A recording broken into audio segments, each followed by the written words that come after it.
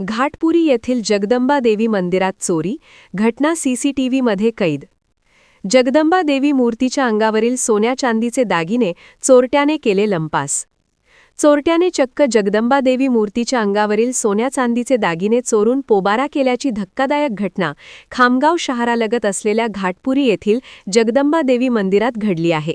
चोरी करतानाची घटना सीसीटीव्हीमध्ये कैद झाली आहे. पहाटे 3 वाजताच्या सुमारास खिडकीची लोखंडी ग्रिल तोडून मंदिरात प्रवेश करत चोरट्याने जगदंबा देवी मूर्तीच्या अंगावरील अंदाजे 70 ते 80 हजार रुपयांचे दागिने चोरी केले आहेत.